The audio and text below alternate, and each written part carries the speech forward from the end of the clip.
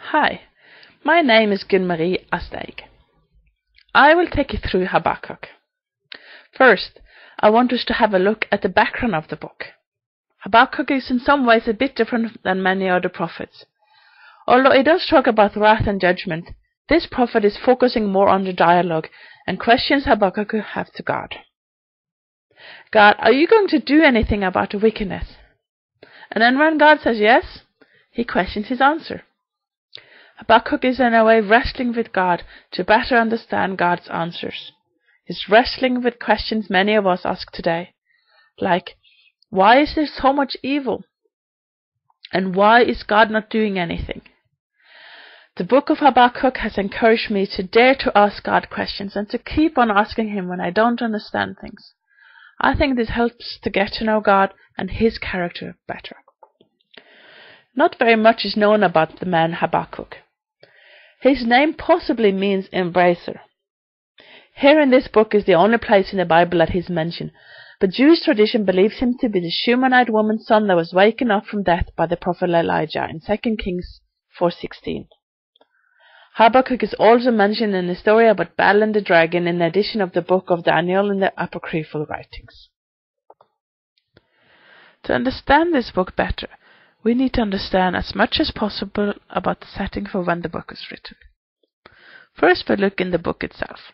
There are not a lot of hints in the text to when the prophet lived, and the date of Habakkuk has been debated, but we do find a few clues. Number 1. In chapter 1, verse 2-4, Habakkuk describes the wickedness that he sees around himself. We can ask, who are these wicked people, and when did they live? The issue here is that the law has become slack, and there is a lack of mercy. Other prophets like Jeremiah addresses the leaders, and that could also be the case here. Point 2. Also in chapter 1 verse 6, we read about the rousing of the Chaldeans. The Chaldeans is another name for the Babylonians. So when were they active and growing? Point 3. Also in chapter 1 verse 15-17, we read about Habakkuk and that he seems to have a certain knowledge about the way the Babylonians worked, how they were conquering people after people. So taking these clues, we ask, when are they referring to? There are mainly two time periods when the prophet could fit in. Either the early date, around 670-628 BC, or late, which is around 614-598 BC. So the prophet could have lived as far back as during the time of King Manasseh, or as late as just before King Jehoiakim was taken away. Let's have a look at the early date first. An early date could be as early as during the mid-reign of Manasseh, or during Amos's time, or possibly in the first years of Josiah's reign, before his reforms. Evidences that are supporting this are the evil king Manasseh. Manasseh was the son of King Hezekiah, the king who brought many reforms and led the people to worship the Lord again. Manasseh was considered among the most evil kings of Judah, and reigned for more than 50 years.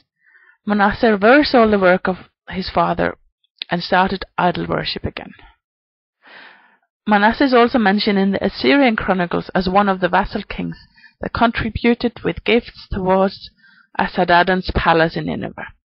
He was not a king that led people according to the law, but rather the opposite, as he went in front of his people, leading them into all sorts of idol worship. Then Ammon, his son, took over after his father.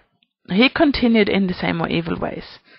After 8 years he was killed by his servants, and his son Josiah took over, only 8 years old. Then there is King Josiah. He was considered a very good king, bringing on reforms to lead the people back to the Lord. But before the reforms, the people were still living in the ways of Manasseh and Amos, the way they had taught them. In the beginning of Josiah's reign, there was probably still violence, injustice, and disregard for the law. So the violence and wrongdoing that is described in 1:2-4 fits with the reigns of the wicked king Manasseh and Amos, and could even be from the first years of Josiah's time. But was it this time Habakkuk was referring to? Next point, how do we interpret 1:6, which is talking about the rousing of the Babylonians then in the early view?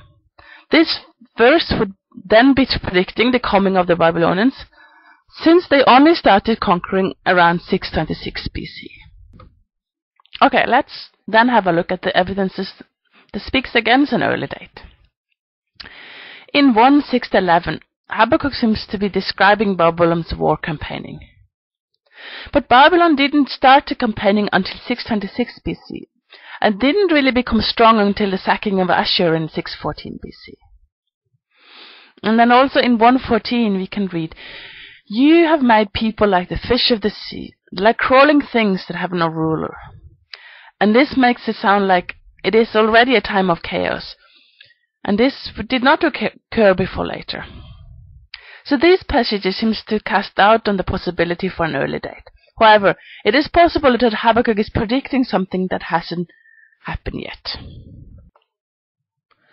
Okay, then we have the late date, 609 to 597 BC, during the late reign of Josiah, or during the time of Jehoiakim. Let us have a look at Josiah first. The first thing that comes into my mind when I think about Josiah is his reforms. In Kings we read about how high places were taken down and destroyed. It was cleaned and tidied in the temple, and they found the book of the law. That led to repentance, and worship of the Lord was started again. So it sounds like things were going very well during the time of Josiah. So how could Habakkuk be describing this time?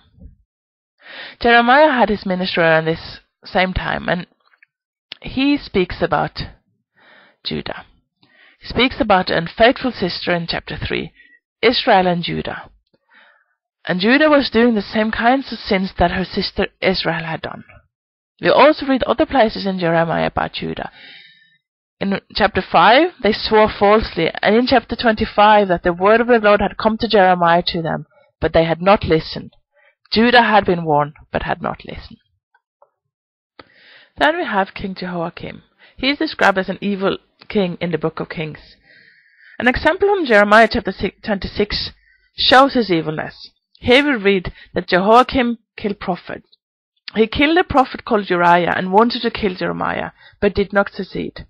This is a time with corrupt leaders who lack mercy and have a disrespect for the law, just like how Habakkuk described it. The description of Babylon, how they will march and conquer, fits well with the period after the Babylonians had gained important victories over Assyria in 612 and 609. The people of Judah is described as crawling things that had no ruler in 1:14. And this fits better with the chaos of that period when there was a power vacuum left by Assyria, leading to a struggle and a continuous battle with Egypt and Babylon. A late that matches 1:5, talking about Habakkuk would be astounded and not believe. This can mean that Habakkuk could not believe that God would use a nation like Babylon to judge his own people. He already knew about the Babylonians and how evil they were. I think the later date rather than the early date is more convincing, and I have used that as the background for my Habakkuk teaching. That means I think that the book was written sometime after the Babylonians had started conquering the Assyrians, but before they had come all the way to Jerusalem in 605 BC, since the judgment over Judah still seems to be in the future. So I would place Habakkuk somewhere between 614 and 606 BC. I have now gone fast through some of the historical background. In the next teaching, when I go through the text, I'll say a bit more about the Babylonians.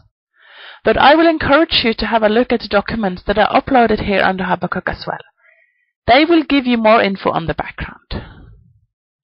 And then I'll just finish up here with a timeline with the important dates. Maybe this will be a repetition to you, as you probably have studied other books from this time period already. But it is always good to know the background well.